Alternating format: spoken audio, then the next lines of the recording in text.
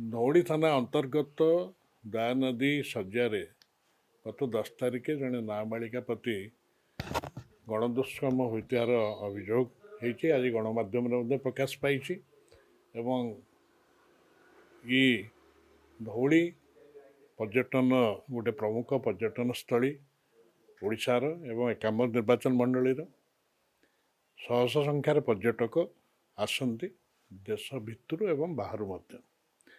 ସେହି ଅଞ୍ଚଳରେ ଦୟାନଦୀ ଯାହାର ଇତିହାସ ସହିତ ଯେଉଁ ନଦୀର ସମ୍ପୃକ୍ତି ରହିଛି, ଯାହାର ପଠାରେ କଳିଙ୍ଗ ଯୁଦ୍ଧ ବି ହେଇଥିଲା ଆଉ ସେଠି ଚଣ୍ଡାଶୋକ ଧର୍ମାଶୋକ ମଧ୍ୟ ହେଇଥିଲେ। ବୁଦ୍ଧଙ୍କର ଶାନ୍ତିର ବାଣୀ ସିଏ ସେଇଠୁ ପ୍ରଚାର ଆରମ୍ଭ କରିଥିଲେ ଏବଂ ଅନ୍ୟାନ୍ୟ ଅଞ୍ଚଳକୁ ଶାନ୍ତିର ବାଣୀ ପ୍ରସାରିତ ହେଇଥିଲା। ସେଇ ଜାଗାରେ ଜଣେ ନାବାଳିକା ଝିଅ ପ୍ରତି ଏ ରାଜ୍ୟର ଗଣଦୁଷ୍କର୍ମ ହେବା ଅନ୍ତତଃ ଦୁର୍ଭାଗ୍ୟଜନକ ଏବଂ ନିନ୍ଦନୀୟ ଏବଂ ସରକାର ସେ ଦିଗରେ ସଚେତନ ହେବା, ଅଧିକରୁ ଅଧିକ ସଚେତନ ହେବା ଉଚିତ। କାରଣ 18 ମାସ ଭିତରେ ପାଖାପାଖି ମହିଳାଙ୍କ ପ୍ରତି 41,000ରୁ ଅଧିକ ଦୁର୍ବ୍ୟବହାର ସମ୍ପର୍କୀୟ ମାମଲା ରୁଜୁ ହୋଇଛି, ଯାହା ବିଧାନସଭାରେ ପ୍ରକାଶିତ ହୋଇଛି ଏବଂ ପାଖାପାଖି 3,200 କେସ୍ରେ ଦୁଷ୍କର୍ମ ଅଭିଯୋଗ ମଧ୍ୟ ହୋଇଛି। ଏ ମଧ୍ୟ ବିଧାନସଭାର ତଥ୍ୟ ଅନୁଯାୟୀ ହୋଇଛି। ତେଣୁ ଯଦି ପରିସଂଖ୍ୟାନକୁ ଯିବା, ଇଏ ଯାହା ଜଣାପଡ଼ୁଛି ଯେ 18 ମାସ ଭିତରେ ମାନନୀୟ ମୁଖ୍ୟମନ୍ତ୍ରୀ ମୋହନ ମାଝୀଙ୍କ ସରକାର ଅଞ୍ଚଳରେ ସମୟରେ ଇଏ ବଢ଼ି ବଢ଼ି ଚାଲିଛି। ସବୁ କ୍ଷେତ୍ରରେ ସେମାନେ ତୁଳନା କରୁଛନ୍ତି 24 ବର୍ଷ ସରକାର। ଗୋଟିଏ କଥା ସେମାନେ ଭୁଲି ଯାଉଛନ୍ତି, ସେମାନେ ବି 24 ବର୍ଷ ସରକାର ଭାଗୁଆଳି ଥିଲେ। ଏ 9 ବର୍ଷଟି ସେମାନେ ପ୍ରତ୍ୟେକ ତାଙ୍କର ମନ୍ତ୍ରୀମାନେ ତାଙ୍କର ବିଧାୟକମାନେ କହୁଛନ୍ତି 24 ବର୍ଷ ସରକାର, କିନ୍ତୁ 9 ବର୍ଷ ବି ତୁମେ ଥିଲ କ୍ଷମତାସୀନ ଦଳ ହିସାବରେ।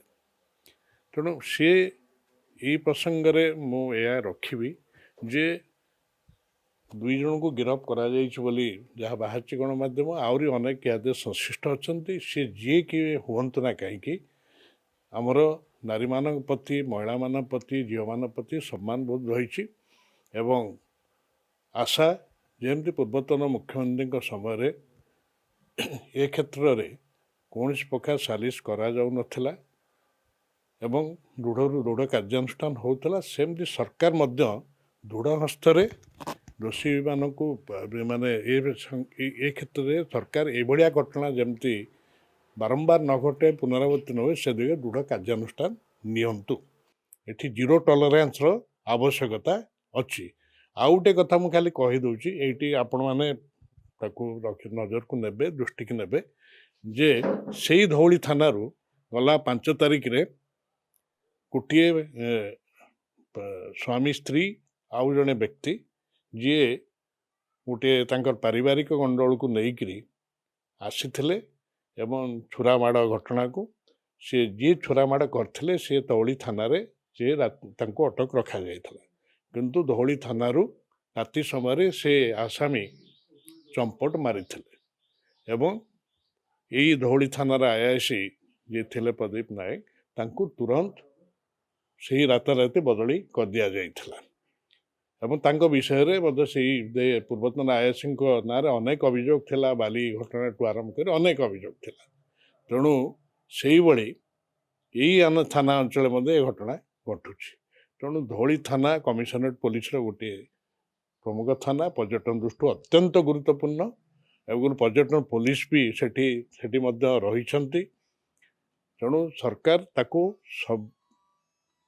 ସର୍ବତ ଭାବେ ଗୁରୁତ୍ୱର ସହିତ ଘଟଣା ନେବା ସହିତ ଦୋଷୀକୁ ଧରି ଦଣ୍ଡ ବିଧାନ କରନ୍ତୁ ଆଉ ଲୋକଙ୍କ ମନରେ ଅନ୍ତତଃ ଆଇନ ପ୍ରତି ସମ୍ମାନ ରହୁ, ଶାନ୍ତି ଫେରିଆସୁ। କାରଣ ଧଉଳି ହେଉଛି ଶାନ୍ତିର ଜାଗା।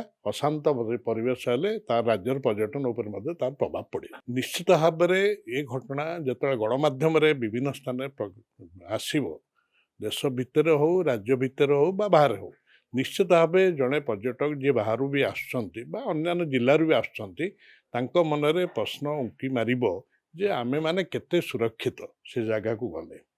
ତେଣୁ ଯେହେତୁ ଲୋକଙ୍କ ସୁରକ୍ଷା, ମହିଳାଙ୍କ ସୁରକ୍ଷା ପ୍ରଶ୍ନଟି ଏହା ସହିତ ଅଙ୍ଗାଙ୍ଗୀ ଭାବେ ଜଡ଼ିତ, ତେଣୁ ସରକାର ସେ ଦିଗରେ ତୁରନ୍ତ ତ୍ୱରିତ ପଦକ୍ଷେପ ନିଅନ୍ତୁ ଏବଂ ଲୋକଙ୍କ ମନରେ बा पर्यटक मैंने जमी आस्था फेरी आसे से दिगरे दृढ़ पदक्षेप नहीं व्यवस्था कर त्वरित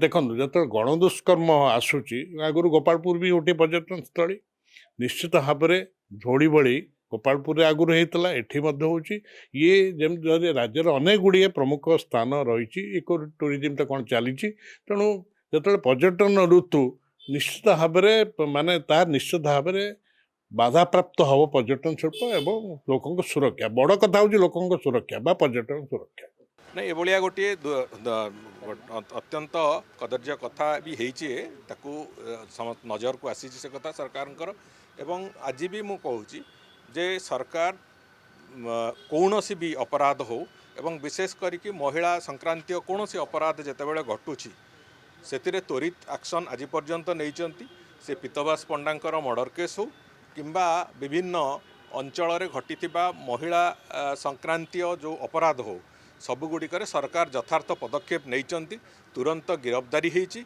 एवं से माने भी आज तारीख रे न्यायिक प्रक्रियार जहाँ सामना करने कथा ताको करिसेंती से कथा निश्चित भाव में यही केस रे भी जहाँ आवश्यकता अच्छी सरकार तांकर पदक्षेप निश्चित भाव में नेबे एवं विशेष करिकी आमे भी जो कथा को आगुरी कही से बाबद भी आम ए प्रक्रिया आरंभ करूँ जे जो फास्ट ट्रैक कोर्ट बाबद रे फास्ट ट्रैक महिला कोर्ट बाबद रे भी सरकार अत्यंत गुरुत्वर सहित चिंता करुँच जहाँफल अंततः जो महिला माने एसबू जिनस कौन प्रकार उत्पीड़न शिकार हेबे से माने आहुरी त्वरित न्याय पाइबा जहाँ जहाँ दरकार ताकू भी सरकार करुँच।